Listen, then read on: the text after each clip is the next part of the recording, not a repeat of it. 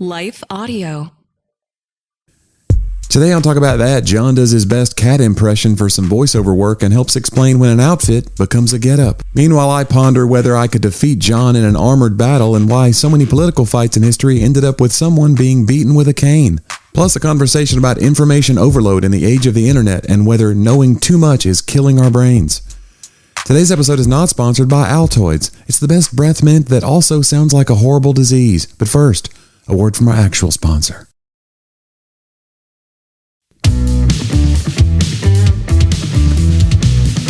Jonnie, it's another week, another episode of Talk About That. It's glad to join all the people out there via the internet listening to our conversation today, which would be weird normally, but... John, the internet is a series of tubes. That's what I've always... Like, if you had to explain the internet to somebody, even though we use it every day, you couldn't do it. You don't understand it. I don't think you understand. Are you asking me to try? John, it's a series of tubes. Was it Al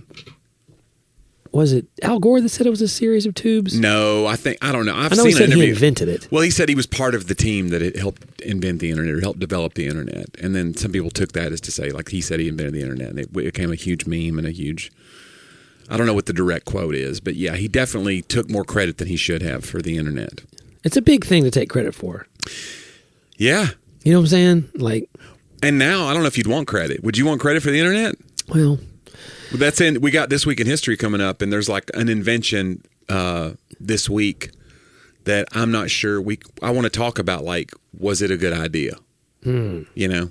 I can't wait. Wow, that's the internet's up there, though. Foreshadowing. The internet's up there. It's one of those things where you go, like, it's done so much good, and if the good outweighs the bad, do we say it's a net positive and we go, it's a good invention? Or do we go, like, I don't know. How can you know what good outweighs bad? Well, if it... You know what I'm saying? I will say this. I mean, you can give to a lot more things. You can know about things. Right. And that is good. Also, yeah, we're crippled with anxiety because we know too much. We know too much. We know way too much. Interesting, if you go back to, like, the garden, right? The tree of the knowledge of good and evil. Right. We have a lot of knowledge of good and evil. And it's, I'm not saying it's bad. I'm just saying we're not God. So it's hard to there was a thing I read the other day, and it was from a therapist who does, like, online threads about just things he's learned from doing therapy with people for 15 years. And he said, basically, this generation has unique issues because of the internet and social media. But he goes, all of the anxiety things that I see are a cognition problem. It's because we never were supposed to have to process all of this. Yeah. So when people say, like, kids have it harder today, it's true. Like, it really is true. And it's because it's like our brains are having to, like, play catch up. Yeah. Yeah. I like ketchup. It's not my... Not a sponsor. Heinz. Now a word from...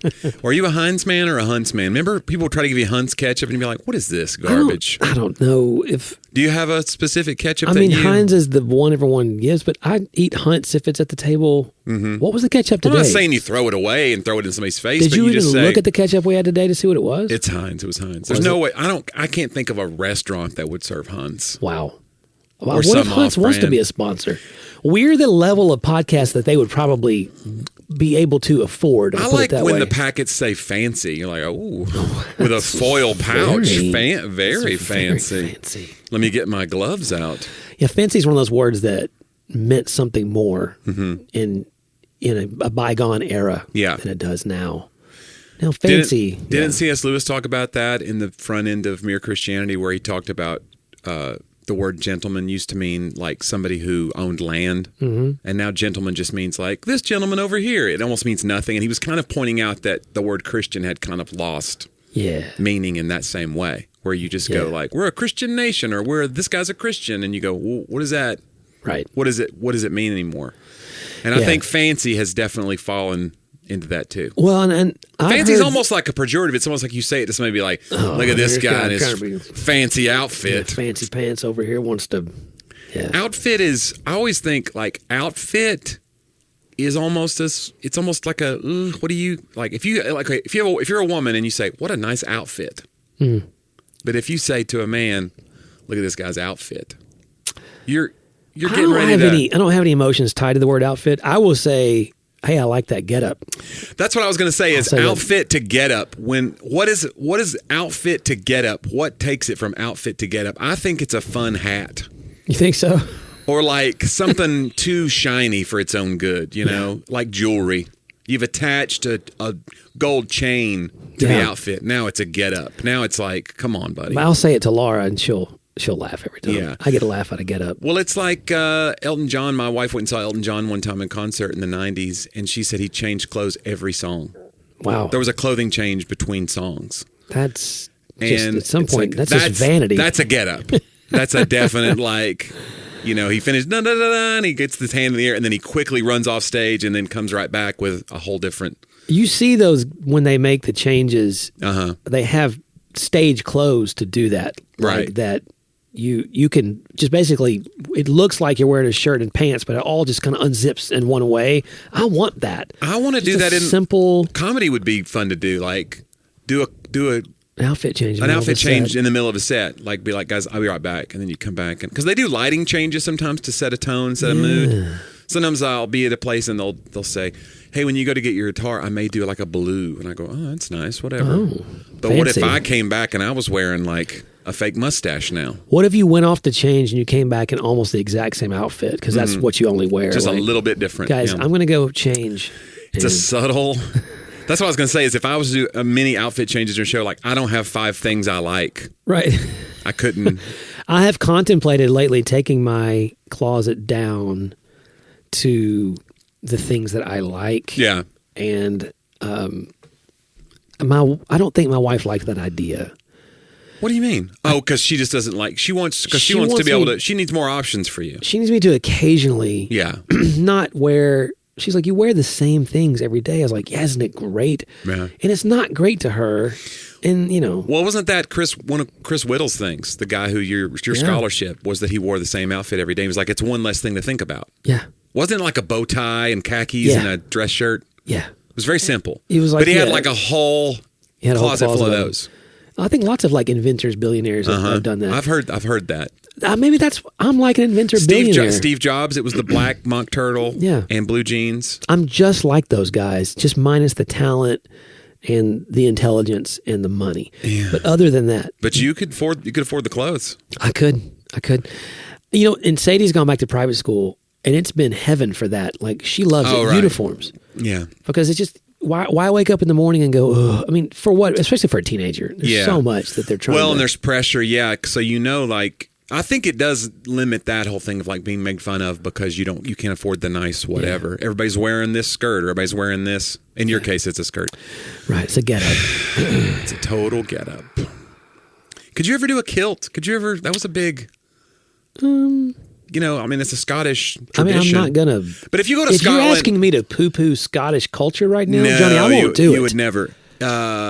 It's easier to poo-poo in a kilt. Listen, if you were in Scotland, do you think like that? But see, we imagine things. The average person in Scotland's not wearing a kilt. How do you know? I don't think so. Right now. I really don't. I don't have any idea. Our Scottish listeners right now. I apologize. They've just pulled out a huge Braveheart-sized blade. Yeah, as they begin to devour some haggis. There's a lot of stereotypes that we just throw out there. What do we know about Scotland other than Braveheart? It's lush. The peat. It's very lush. It's a lush place. Well, Ireland is very... They're both lush. Yeah. Aren't they next to each other? They're close to each other. That's what I was going to say. Yeah. Yeah, they're across the... Yeah. Wasn't golf invented in Scotland? I think so, yeah. Okay. I know a lot. Look at this I know a lot more than you thought. Actually, I believe I took the history of Scotland in college. And that lets you know. I took a history of Ireland. You didn't even remember the name of the country that you... That was 7 years ago. Yeah. So it's been a minute since I started. I just remember the wars. Mm-hmm. You were in wars. I remember the wars from 27 years ago in college. Different time. Ooh, John has a lot. There's a lot there. Man, I'm sorry. Yeah. You know what else has a lot there, John? What's that? Advertisers. We need them to keep the lights on. Look, come on, it's part of the show. And let's hear right now a word from a few of our fine sponsors.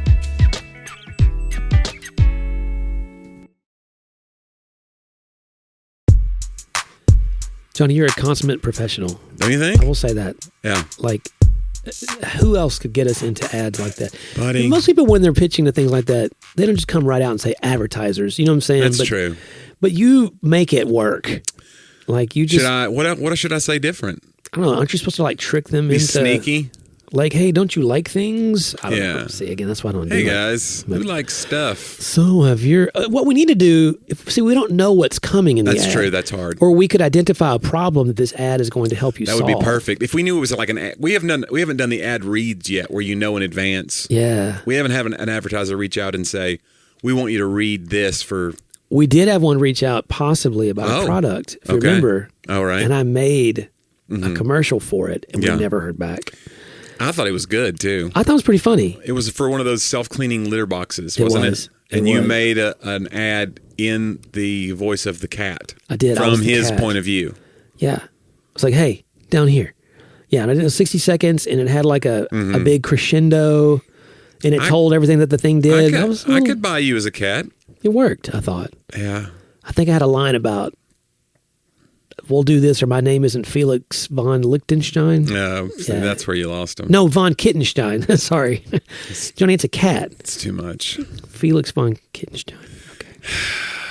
I wonder how the cats feel about robot overlords.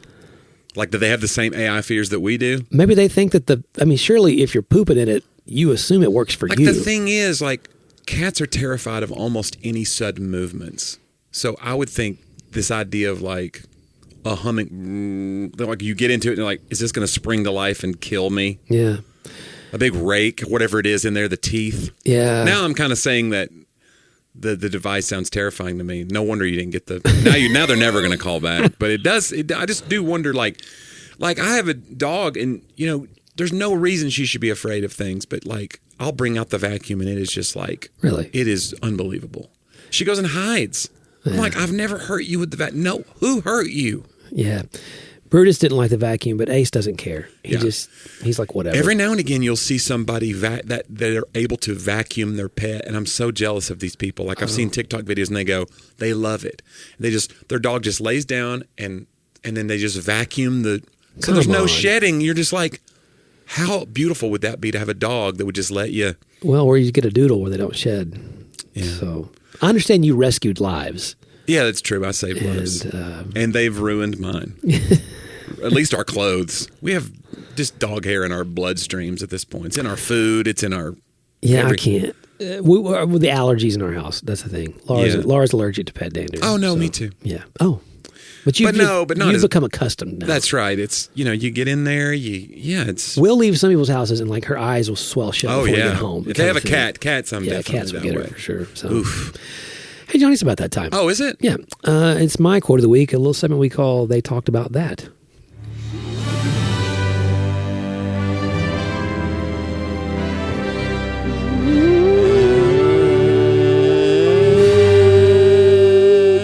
I didn't open my mouth. I just hummed it. I think it made me pitchier than usual. Yeah, that was not great. We'll fix it in post. Yeah. Bertrand Russell said, there is much pleasure to be gained from useless knowledge. I sure hope so.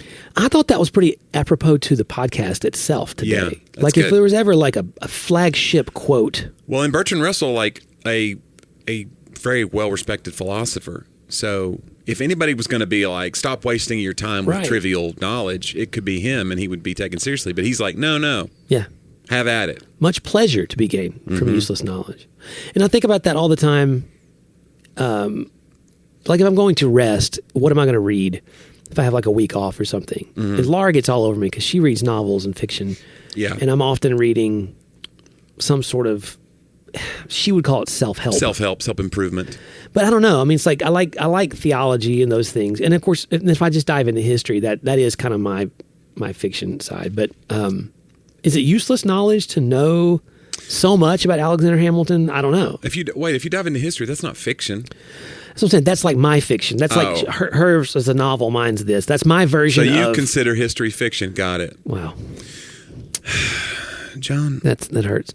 I don't. I know the difference between nonfiction and fiction. Yes. Believe it or not, but it is a dumb way to word it. I think a comedian did a bit about that, where it was like, fiction is not true. Nonfiction, not true.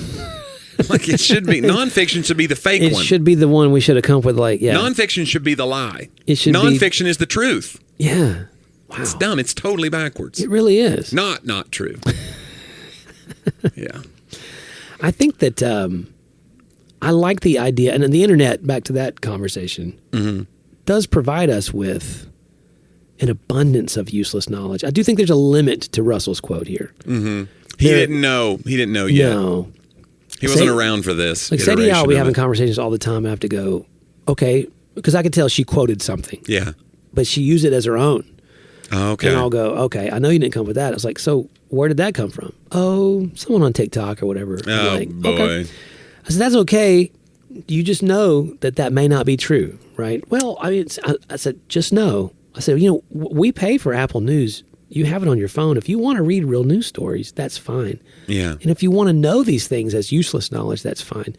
Just don't think that it necessarily is accurate. Could be, probably not. You gotta test. If there's anything, Johnny, that we don't do in the common era, I think, is we don't test sources very well. Well, if things sound like they back up our worldview, we're way less likely to vet them out, right? We're not going to be like, let me make sure this has 3 confirmed sources. We're like, I knew it, and we just run out of the room. We stop looking. Have you ever done that and then found out you were wrong? Yeah, and it's rough. Yeah, it's rough. Yeah. It's rough. To Facebook's credit, I have a friend who's older, and she posted something during the election, and it was like just a rumor of whatever the tax plan was going to be or whatever if Kamala got elected. And then somebody commented on it that actually that's not true. You have to make over like $300 million for that particular thing to kick in.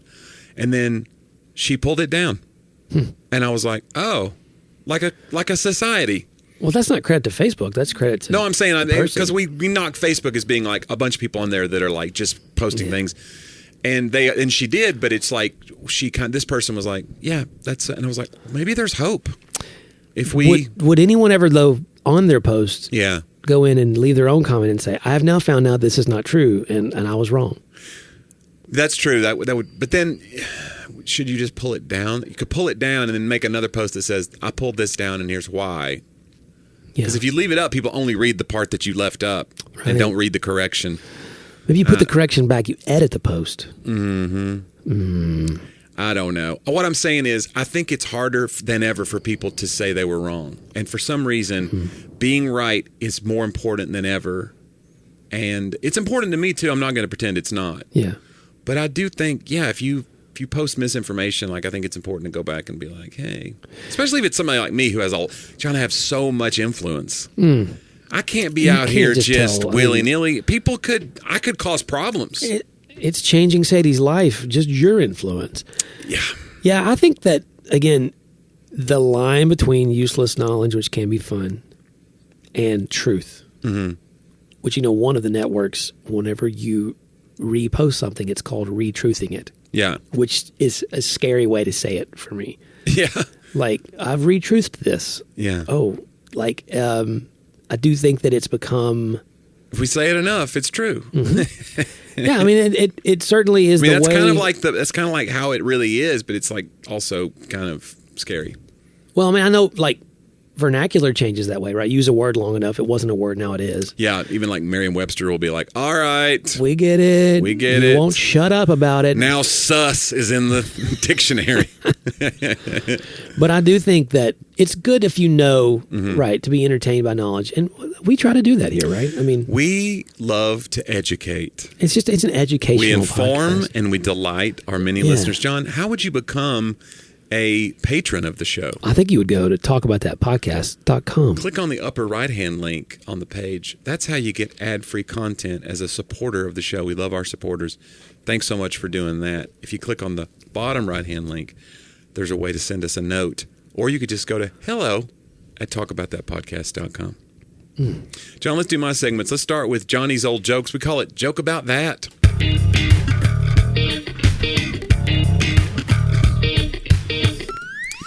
John, a man walks into a restaurant with a full-grown ostrich following closely behind him. So this is a true story. The waitress, intrigued but professional, approaches and asks for their orders. The man confidently says, I'll have a hamburger, fries, and a Coke, then turns to the ostrich. What about you? I'll have the same, replies the ostrich. A short while later, the waitress returns with her food and says that'll be $9.40. The man reaches in his pocket and without hesitation pulls out the exact amount of cash. The next day, the man and the ostrich return. This routine repeats. A hamburger, fries, and a Coke, says the man. I'll have the same, echoes the ostrich. Once again, the man reaches into his pocket, produces the exact change. This continues for several days until one Friday night. They walk in as usual. The usual, the waitress asks? Not tonight, says the man. It's Friday, so I'll have a steak, baked potato, and a salad. Same, the ostrich chimes in.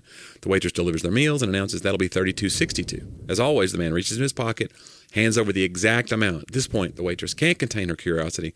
Excuse me, sir, she says, but how do you always have the exact change for anything you buy? The man smiles and leans in. Years ago, I was cleaning out my attic when I found an old lamp. I gave it a rub and out popped a genie. He granted me 2 wishes. For my first wish, I asked that for any time I needed to pay for something, I could reach into my pocket, pull out the exact amount of money. That's genius, the waitress exclaims. You'll never run out of money, no matter what. The man nods. Exactly. Whether it's a loaf of bread or a private jet, I always have the right amount. The waitress, even more curious now, gestures to the ostrich. And what about her? The man sighs and pauses before replying, well, my second wish was for a tall chick with long legs who agrees with everything I say. John, let's do This Week in History. We call it Talk About Then. John, this week, 1929. Morris Frank, himself blind, founds the Seeing Eye in Nashville, Tennessee. The first U.S. guide dog school. He had brought the first U.S. Seeing Eye dog, Buddy, into the U.S. from Switzerland. Oh, look at that. So, and he founded in Nashville, which I thought was pretty cool. And I don't, that's part of Nashville's history. I wonder if it's over by the School for the Blind that's over. Oh, maybe. Clover Bottom right there in Could be. Donaldson. 1929, Morris Frank. I didn't, when I read this morning when I was pulling it, I didn't notice Nashville, but Nashville. And it reminded me of another joke about that, which is one of my favorites from Jonathan Katz, who had the show Dr. Katz in the 90s, if you remember that show on Comedy Central. It was like a cartoon about a therapist. Anyway, a blind man walks into a drugstore with 2 dogs. The pharmacist says, why do you have the second dog? He says, this one's for reading. John, this week born in 1901, Alan Balcom Dumont. He was an American inventor. He developed the first commercially practical cathode ray tube, marketed the first home TV receiver in 1939, and established the Dumont Television Network in 1946, which was the first licensed television network. He founded Dumont Laboratories in 1931, which developed the first consumer all-electronic television. They also extended the life of TV's picture tube from about 24 hours to 1,000 hours, making television sets practical. So imagine like your cathode, your whatever, the tube in your television used to only last 24 hours, so that wasn't practical, obviously. They were just refining it. He was the guy who made it go, I can make this last long enough that people will want them in their homes. Wow. So that's the invention that I wonder, like, I know we grew up in a varying degrees of a rigid household, or at least even in your Pentecostal upbringing, you knew people who thought televisions were of the devil, right? Even if your family had one. Yeah. You knew people that were like, that's the one-eyed devil. Right. And so I just wonder, like, was any of that, is there truth in any of that? Do you think, without television, obviously so much has happened because of television. Yeah. That's advanced connection and communication. I ponder almost daily whether I should not be watching television. Yeah. Because of the amount of time, like it's time to relax, and that's what we go to, right? But if I was reading, sometimes like I'm watching this story or I'm reading this story, I don't know. And you certainly then come across things you don't think are great, but I don't know. I mean, it's well, you think about all the thing I was thinking about was the debate between Nixon and Kennedy, and the people who listened thought that Nixon won, and the people who watched it on television thought that Kennedy lost won. Him that election most likely. So I wonder, like, the big 1,000-yard view from that is, has it made us more visually, it's impacted us in the way that we see things skin deep a little bit. Yeah. Has it made us more shallow? I wonder. I think so. I mean, I think it certainly changes the way we see entertainment. It changes the way we see news. And now the little screens competing with the big screens. I mean, it's a really interesting. Did we talk about this last week about like feeling proud of yourself for putting down your phone while you're watching the other screen? Yeah, like you're watching Netflix and you're like, I'm going to put down my phone and focus on this. Focus on this other screen right here. No, that's what I'm saying. Everything I do is to a screen, right? If even then, you know what, guys, I got to stop being distracted so I can look at this computer screen. Yeah. Like everything I do, it's entertainment with a big screen, it's communication with a little screen, and it's work with a medium-sized screen. That's why I only really like it if I feel like it's leading to a human connection down the line. You know, like when I go to a show and I see a crowd of people, some of them connected with me because they saw a video of mine online, and I feel like that's kind of like a full circle. Well, now it's a human connection. I may meet them at my table now, and it's going to be like not this digital weird thing where there's an imagination of what I would be like. No, here I am. I'm in front of you now, and you're in front of me, and now I'm going to call security. Because you're too close. Step away, ma'am. John, this week, 1835, I did not know this, and this is U.S. history, so you may remember this, but the first U.S. presidential assassination attempt. 1835 would be Jackson, right? Richard Lawrence tries to shoot President Andrew Jackson. Do you know what happened? Hold on. He walked up on the steps of, I don't know if it was the Capitol. Doesn't say where. I've just got the story of what happened. I know that he came and his gun jammed. His gun misfired. Jackson beat the snot out of him. He beat him with his cane until Lawrence was subdued. Yep. Lawrence was found to be insane and spent the rest of his life in an insane asylum. So he didn't even go to jail. He was found to be like disturbed, and that's why he did it, he said. Or maybe that was just his defense. If there's a guy you don't want your gun to jam on, and to be clear, I'm not a fan of assassinations, Johnny, ever. What a bold stance. But Old Hickory, you don't.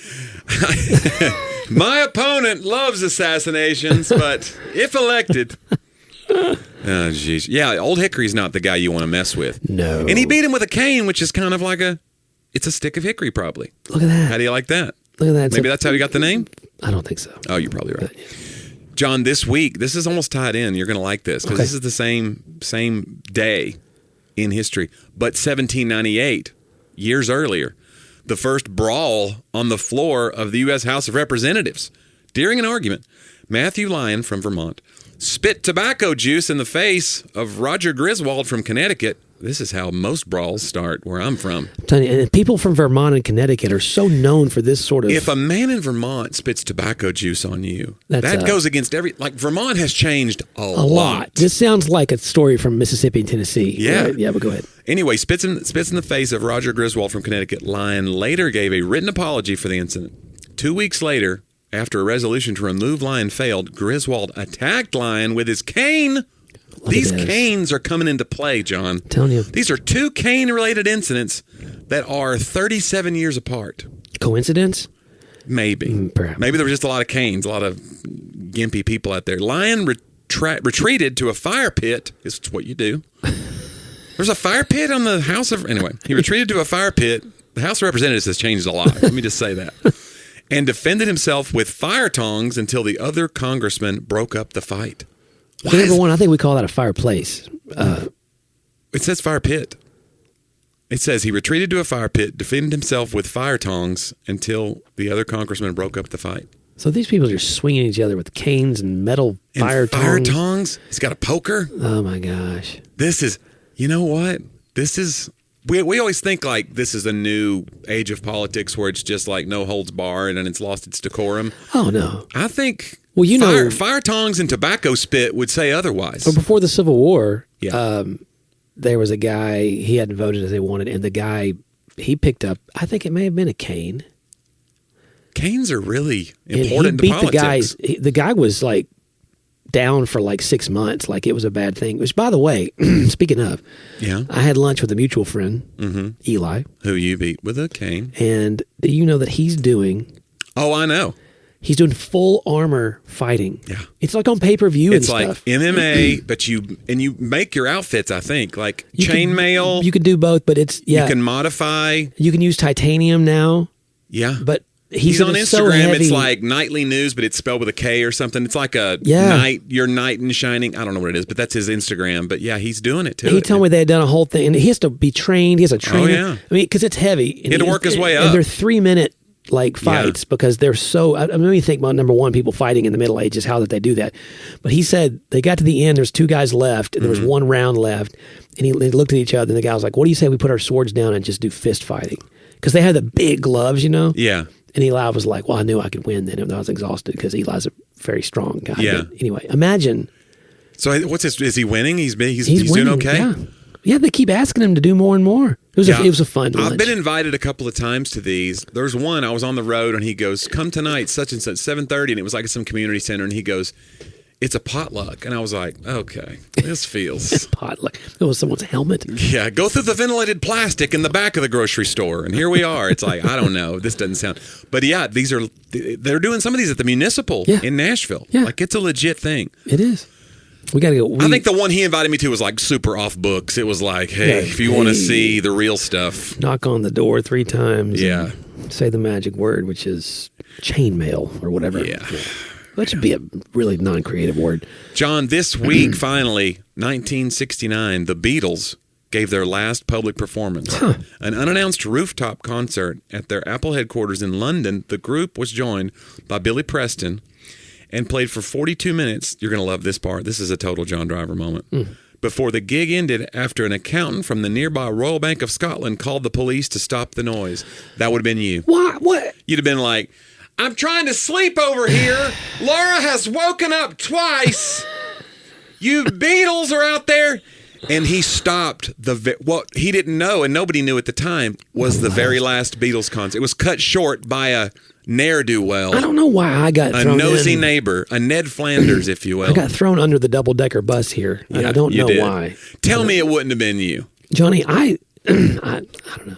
I like loud music. But yes, I will do anything to guard my wife's sleep if that's what you're... Thank you. Yeah, thank you. It's her honor. And I have someone has to defend her, sleep on her. You know what? Who do you think would win in a battle if we were to put on... Armor? Oh, yeah. Johnny, you're a lot taller. Uh-huh. Stronger. I recall the story we've told before of me trying to tackle you that one time. Yeah. You ran over me. Now, you were probably pushing what? Oh, yeah. I was probably 260, 270. Yeah, and I was probably 175, 180 maybe. Yeah, so I probably had 100 pounds on you. Yeah, and it didn't go well. And but taller. And I had inertia on my side. Well, our old friend inertia. And you also had the will. Like, in your mind, this was going to be funny. And it was. I don't know if I knew you would just fall straight over, though. I went in for the tackle. Like, I went right to your waist. So John and I are playing. John and I are playing. Me like I wasn't there. We decided to start playing tackle. We're playing 2-hand touch, and then John goes, "Let's play tackle." We're playing in the church. It was not my idea to tackle. And he tries to wrap me up, and I have a head of steam in front of all these kids. And I mean, he went to the ground, and I literally just stepped over you like the Allen Iverson. I stepped over you, and like, I think it was like a kickoff or something. Yeah. So you were running full speed, and they all just cleared out. Like, here goes John on Johnny. I will say, when I got to the end zone, it took me a minute to get my composure. The wheezing was full on. Find my inhaler times. Those kids, when I went down like a sack of dirt, that was the best moment of their lives, I think, to that point. And they still they call that Johnny's Hill. They call that's Johnny's field now. Man, it was tough. Man. But anyway, I think you would have been the one to stop. You'd have been like, "It's way too noisy. You're too loud." And then the Beatles break up. Maybe they were so discouraged by that, Maybe so. Nosy. And in some ways, you're saying it's my fault, and I think that's a fair assessment. I can accept that responsibility for the Beatles stopping. Yeah. Yoko had something to do with it too. Probably. That's what Enneagram 6s do. We accept responsibility for everything. So yeah. You know what though? We'll never stop, dear listener. No. People have tried to get us to complain stop from the rooftops. Listen, the Royal Bank of Scotland couldn't stop us. Let me say that to you. Which we know a lot about. We don't, but do you think they wear kilts in the Royal Bank of Scotland? It's royal. Are kilts royal? I don't know. We do apologize to all of our Scottish listeners. Yes. Send us an email. Please. At hello@talkaboutthatpodcast.com and give us a correction. Like, educate us on Scottish culture. We'll listen. Go to my website, JonnieW.com. New shows dropping every week. We just added 2 more, and we have a couple coming up this coming week in Lakewood, New York. So if you're in Western New York, come see me the 5th and the 6th. It's a church there in Lakewood. What is it called? The Rock Church. Oh. And so 5th and 6th, 2 shows there. Bring your Valentine. So, it's almost Valentine's. Wow, it almost is. It's 2 weeks. Yeah, you got some shopping to do, my friend. Better get on it. Yeah. Yeah, check it out, though, man. Johnny's shows are a lot of fun. If you haven't been to one, go get tickets right now and go. It'll be a lot of fun. Hey, leave us a review wherever you listen to your podcasts. Subscribe wherever you listen to your podcasts. And there's exciting things coming for the podcast. But thank you to all of our new listeners. Lots of you guys out there. Appreciate you joining us. Go back to the archives, man. 340-something episodes. They're just waiting for you. Mm-hmm. Just waiting. Hey, guys, thanks for the time you gave us today. We'll do it again next week here on Talk About That.